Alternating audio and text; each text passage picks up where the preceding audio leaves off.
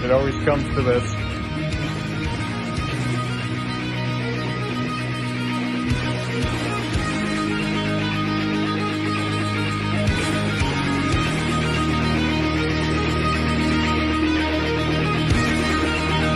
More nice shit.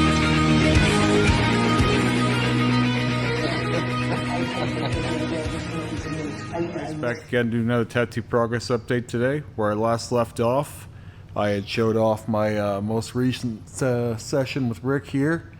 We did this back stretch of my arm here. Again, it was a pretty short session. Rick has had some health issues I've gone over here on the channel already. Not going to retell the whole story, but for the extended, upcoming appointments, I would think we'll be moving even slower than normal. That is, if there even is a next session this coming week, we will be continuing up here probably, or down here, somewhere in this area. Kind of the same thing, giving this whole top area another graze over. And this is sort of just about to start peeling now. This is 2.5 days later.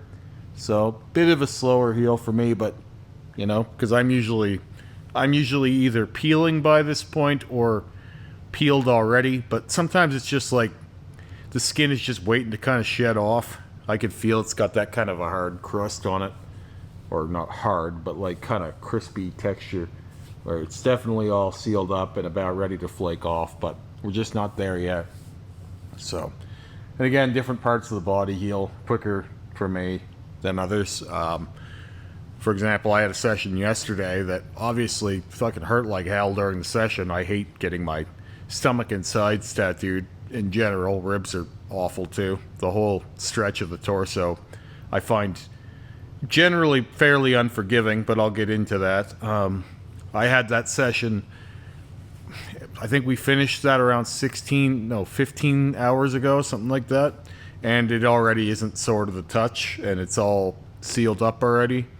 It's kind of like, it's obviously not anywhere near peeling, but it's definitely not painful to the touch. And where sometimes on my knuckles and stuff, I show you guys that I would have these weeping spots for days. I haven't had weeping plasma on my torso or my side there where we tattooed basically since we finished. It kind of just does its thing. So the nice thing about anything you get on your ribs and stomach and all that shit is, though it hurts during the session, it's a really, really easy heal, and it's a quick heal.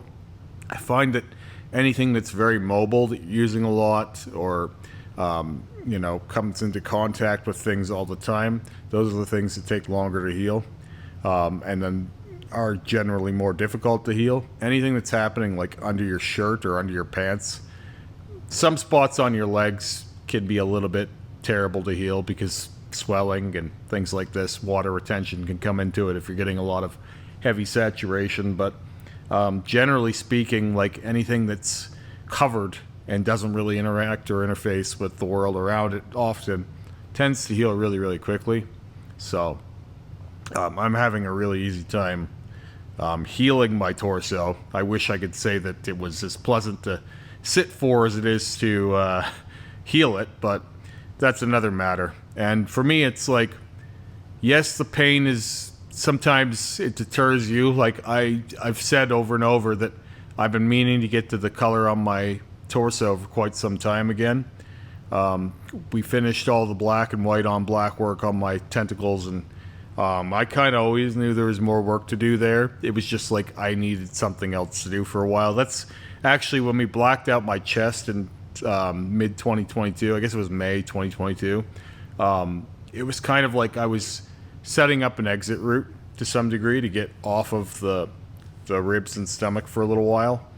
And that probably sounds crazy to some people, but I knew I needed a lot to happen. Like there was a lot of shit that I wanted to happen, and I wasn't quite ready to tackle my arms yet, right? Like I wanted to kind of figure out more about what colors would work and things like this. And I said that all along, that I didn't want to do my arms until we kind of had things pretty well down to a science to some degree.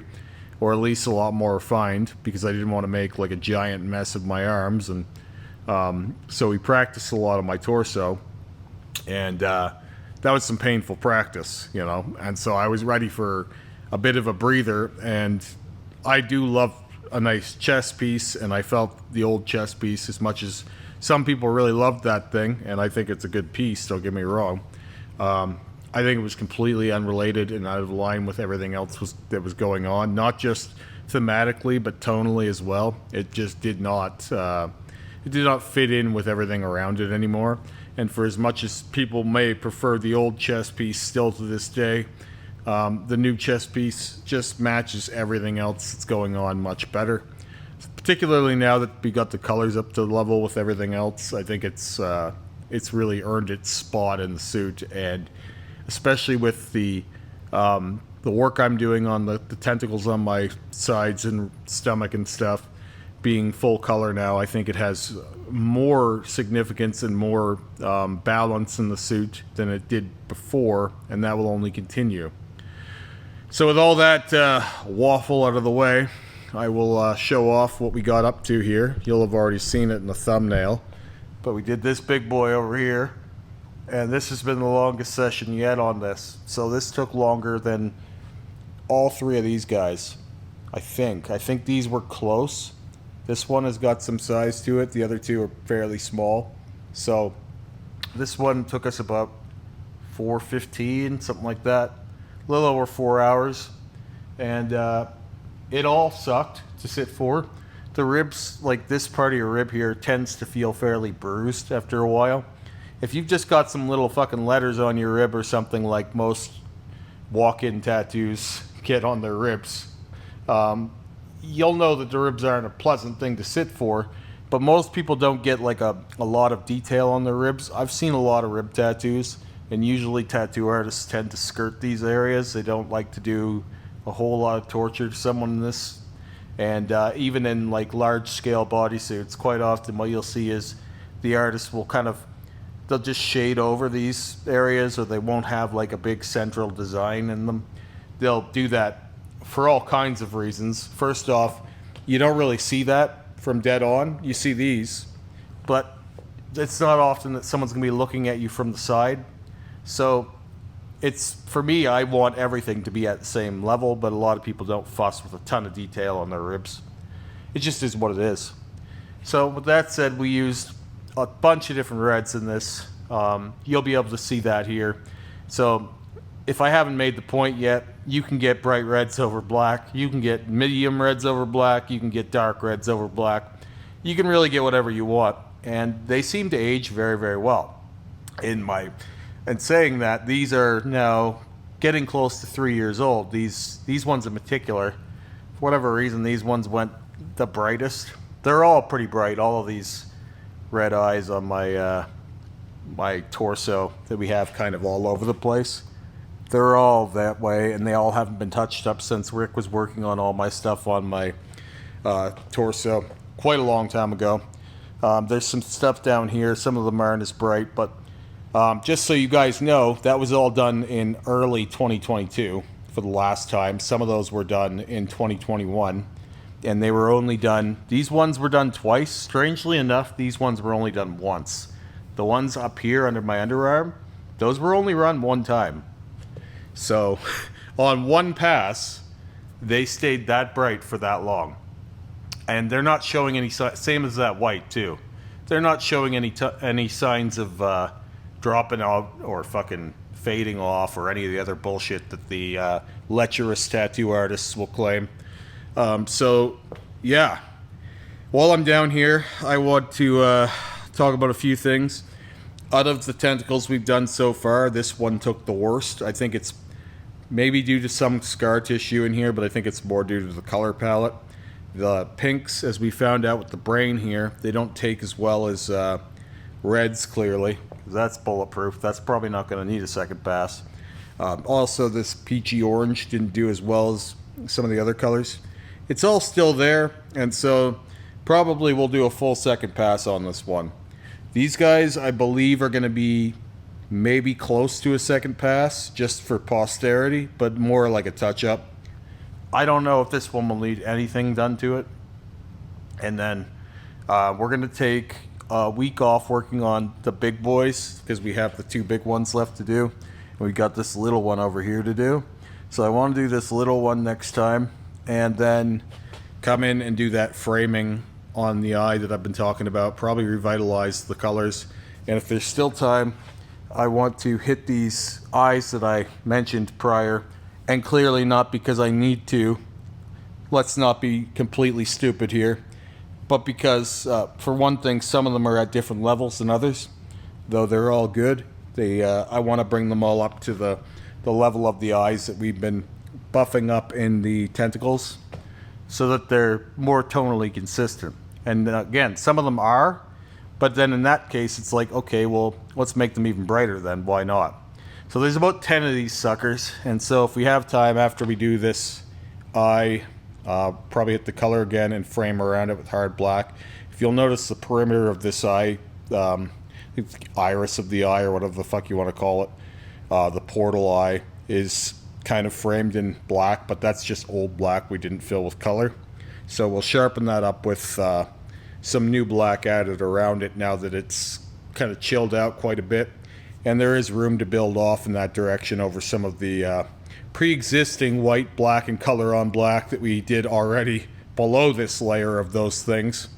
The goal is never to fully cover the sunflower or disco ball aesthetic of the prior version of the eye, because it adds character and depth to the whole thing, and I like the idea of being able to see multiple layers of things, and I think it's a cool effect anyway. Kind of has a trippy look to it, so I think just covering that would make it look worse. I have thought about filling the spots with stronger color in places. There's actually a little bit of color in all of this to give it more of a shimmer, but it's not like something that you can see very easily. So, but anyway, as I said, if we have time, we'll be hitting these 10 little eyes around here as well. I think we probably will, because the tentacle we'll be working on next week is quite small, and I think we'll be through that in no time. And then the eye framing, that should probably take a half hour to an hour to do, I think, the color and the black framing around it.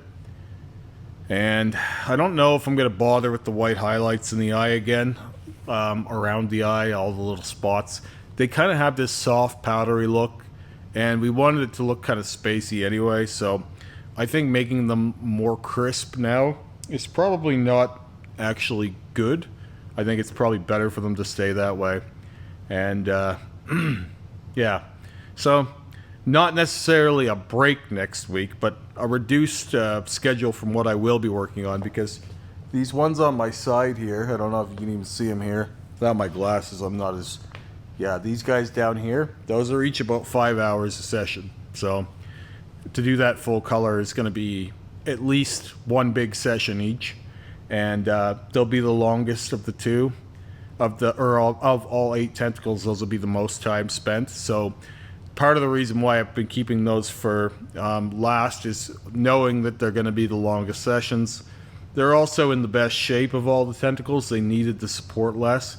And whenever you're fixing up an old project, I think it's best to get the worst parts of it under control before the best parts. Once you bring... Especially because once you've been doing it for a little while, you kind of figure out what you want to do with it, how it's going to go. As an artist, especially, this is important.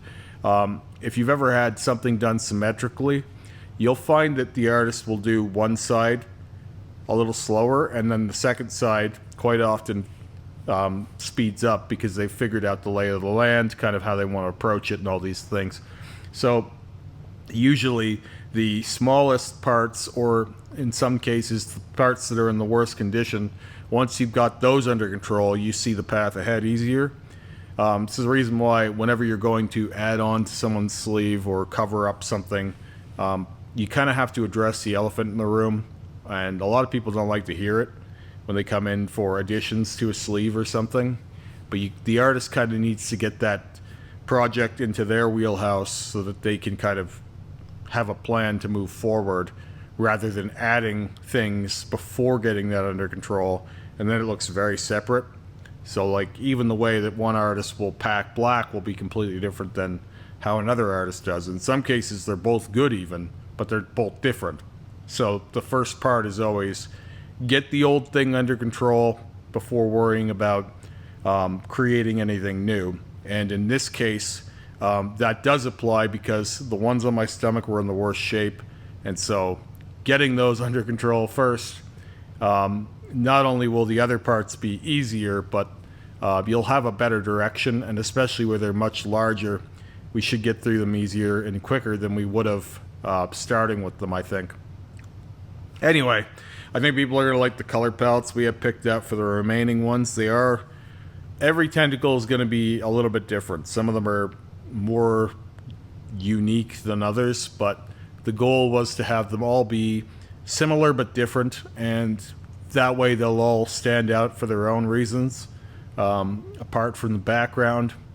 And again, there will be more work done on the background as well, because the more dynamic we make these things, the more dynamic I'm going to want to make the background. But I'll get into all that another day. Clearly in the ranty mood today. So anyway, I'll show this big guy off one more time. So again, this is fresh. These ones are healed. So you can kind of get a look at what they're going to look like. And again, this one is the worst one so far. And that's not really that surprising, but it's still pretty good. And especially for a first pass, I couldn't be much happier with how all of this has gone so far. So, all right, I'll talk to you guys again soon. Have a great day.